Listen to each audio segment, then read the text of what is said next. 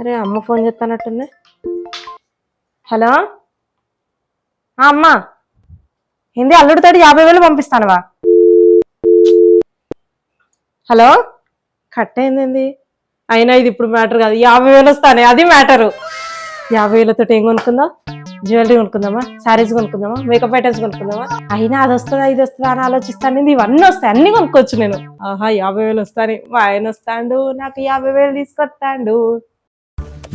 పిక్చర్ల గురించి వెంటనే కానీ లైవ్ లో ఇదే చూడటం. A few moments later. మా ఆయన వచ్చినట్టున్నాడు. వస్తున్నా ఎవ్వోయి మా అమ్మ పంపినా ఇవి ఇవే నీకు పంపిణీ. ఇవేనా? వడియాలు, చల్లమరకాలు ఇవి ఓకే. అసలైనవి ఇవి. అసలేనే ఏంటి? అసలైనవి ఏంటి అసలేనే? ఇవే నీకు పంపింది.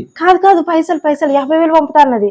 ఓ ఆ 50,000 ఇవి రెస్టారెంట్ లో మీ తాత వాళ్ళు ఉంటారు కదా, వాళ్ళకి 50,000 ఇచ్చి పంపింది. వాళ్ళకి ఇచ్చేసి వచ్చిన. అంటే నాకు కదా పంపింది 50,000. నీకన్నా ఎవరు చెప్పారు? అమ్మ అల్లుడితో 50,000 పంపిస్తానా అని అన్నది. కట్ అయింది ఫోను.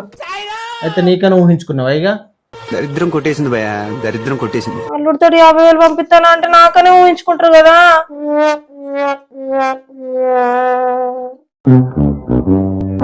50,000 కోసం ఆశపడితే వచ్చిన జంతికలు చల్లమిరపకాయల.